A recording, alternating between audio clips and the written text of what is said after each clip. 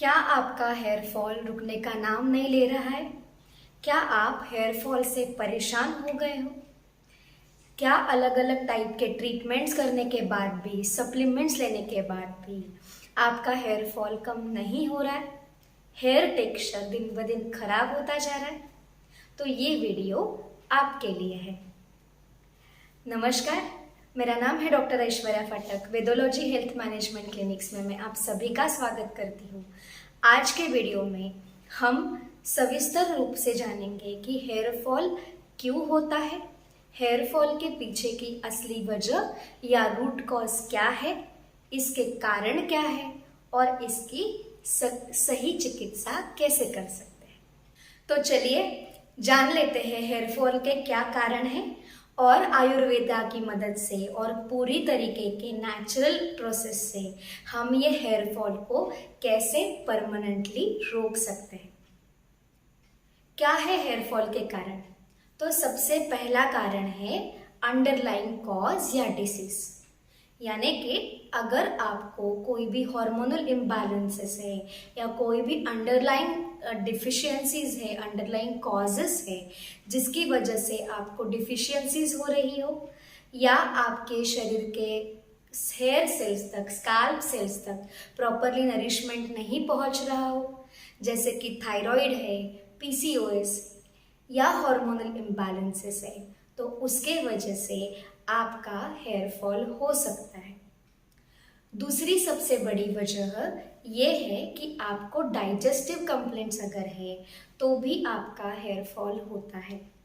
इसका मतलब ये है कि हेयर फॉल सिर्फ एक्सटर्नल चीज नहीं है, तो हेयर फॉल अंदरूनी भी है। जी हाँ, क्योंकि जब आपका डाइजेशन सही से नहीं होता है, आपके न्यूट्रिएंट्स का एब्जॉर्प्शन प्रॉपरली नहीं होता है, तो आपके हर सेल तक प्रॉपरली नरिशमेंट नहीं पहुंचेगा, हेयर सेल्स तक भी ये नरिशमेंट सही से नहीं पहुंचेगा और उसकी वजह से भी आपको हेयर फॉल हो सकता है।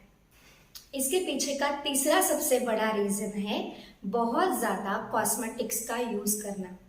आजकल हम बालों को कलरिंग कर रहे हैं, बालों को अलग अलग आर्टिफिशियल ट्रीटमेंट्स दे रहे हैं। उनसे हमारे बाल कुछ समय के लिए तो उनमें क्वालिटी उनकी बढ़ गई है, ऐसा हमें ज़रूर लगता है, लेकिन कुछ समय बाद ही ये बाल झड़ना शुरू होते हैं, इनकी क्वालिटी खराब होना शुरू होती है। इसके पीछे का चौथा सबसे बड़ा रीज़न है आपके वात और पित्त दोषों का बढ़ना। और ये वात और पित्त दोष हमारे लाइफस्टाइल की वजह से, यानी कि हमारे खराब खान पान की वजह से, हमारे नाइट ड्यूटीज़ या हम रात में लेट सोते हैं, लेट जगते हैं, इसकी वजह से भी। और इसके पीछे का पांचवा रीज़न है इम्प्रॉपर हाइजीन। अगर हम प्रॉपर हाइजीन नहीं मेंटेन करते हैं तो भी डस्ट पार्टिकल्स और मॉइस्चर आपके स्किन सेल्स पे, आपके हेयर सेल्स पे, स्कैल्प सेल्स पे जमा होकर के वहाँ पोर्स को ब्लॉक कर देता है और आपके हेयर क्वालिटी को खराब करना शुरू कर देता है। और छठवा और इम्पॉर्टेंट रीज़न है जेनेटिक्स। अगर आपके घर में आपके मैटरनल और पैटर्नल साइड पे बाल्डनेस की या बाल झड़ने की हिस्ट्री हो तो आपको भी ये हो। हेयर फॉल के रूट कॉज तक तो हम पहुंच गए, लेकिन अब समझते हैं इसको रोकने के आयुर्वेदिक और असरदार उपाय। जैसे मैंने कहा कि सबसे पहला हमारा कॉज होता है अंडरलाइंग कॉज या कोई भी डिसीज जिसकी वजह से आपको हेयर फॉल हो रहा है। तो ये कोई हार्मोनल इम्बैलेंसेस हो सकते हैं, पीसीओएस, थायराइड जैसी बीमारियां हो सकती है।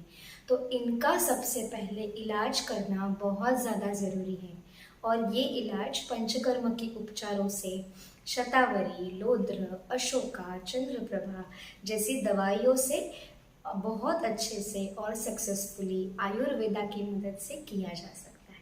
अगर आपका डाइजेशन सही ना होने की वजह से आपको हेयर फॉल हो रहा है और उसकी वजह से नरिशमेंट प्रॉपरली आपके हेयर सेल्स तक नहीं पहुंच रहे हैं, तो इसके लिए आपका जो डाइजेस्टिव कंप्लेंट है, चाहे वो एसिडिटी है, चाहे वो कॉन्स्टिपेशन है, उसको प्रॉपरली समझ के उसके लिए आयुर्वेदिक उपचारों से, जैसे कि शंख भस्म है, हिंगवाष्टक चूर्ण है, लवण भास्कर चूर्ण है और ऐसे कई अच्छे अच्छे ट्रीटमेंट से, पंचकर्मों के उपचारों से हम डाइजेस्टिव कंप्लेंट्स का सही इलाज कर सकते हैं, मेटाबॉलिक फायर बढ़ाने के लिए भी मदद कर सकते हैं और शरीर का नरिशमेंट और न्यूट्रिशन आपके शरीर के हर पार्ट्स तक पहुंचने के लिए और उसका एब्जॉर्प्शन बढ़ाने के लिए भी मदद कर सकते हैं। इसी के साथ अच्छे हर्ब्स के मदद से शैम्पू बना सकते हैं, जैसे कि रीठा, शिकेकाई, बिबितकी, आमलकी, इनका इस्तेमाल करके हर्बल शैम्पू के साथ हेयर वॉश कर सकते हैं। जब भी आप बाहर जा रहे हो, ट्रैवल कर रहे हो, उस समय बालों को अच्छे से बांध सकते हैं। और जो हम कॉस्मेटिक्स का इस्तेमाल बहुत ज़्यादा कर रहे हैं, अमोनियम कलर्स का इस्तेमाल बहुत ज़्यादा कर रहे हैं, इनके लिए इन कलर का इस्तेमाल बंद करके इसके अलावा नेचुरल मेहंदी का इस्तेमाल कलरिंग के लिए या फिर मंडूर भस्म जैसे चीज़ों का इस्तेमाल लोकल एप्लीकेशन और कलरिंग के लिए भी हम कर सकते हैं। वात और पित्त दोषों की बढ़ने की वजह से जो हेयर फॉल होता है, इसमें उन दोषों की चिकित्सा करना ये सबसे अच्छा उपाय है। इसके साथ ही हम नस्य और शिरोधारा जैसे औषधों का, जैसे प्रोसीजर्स का उपयोग कर सकते हैं।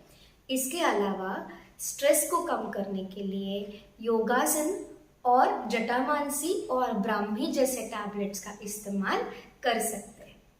इम्प्रॉपर हाइजीन की वजह से होने वाले हेयर फॉल के लिए हफ्ते में 2 बार अच्छे से ऑयल एप्लीकेशन करना, हेयर के टिप को और हेयर के रूट्स को भी अच्छे से हेयर ऑयल लगाना और ये ऑयल्स में हम इफेक्टिव हर्ब्स जैसे कि जटामांसी, ब्राह्मी, वटजटादी, बादाम, जास्वंद, इनका उपयोग कर सकते हैं।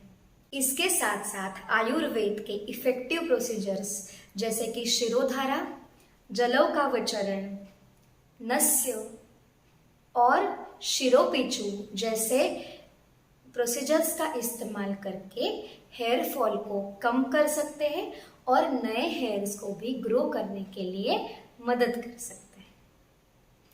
आपको ये वीडियो कैसा लगा हमें कमेंट सेक्शन में ज़रूर बताइए। ऐसे ही हेल्थ रिलेटेड वीडियोस को देखते रहने के लिए हमारे शरीर और मन को आयुर्वेद की मदद से स्वस्थ रखने के लिए वेदोलॉजी हेल्थ मैनेजमेंट क्लिनिक्स को लाइक कीजिए, शेयर कीजिए, सब्सक्राइब कीजिए। धन्यवाद।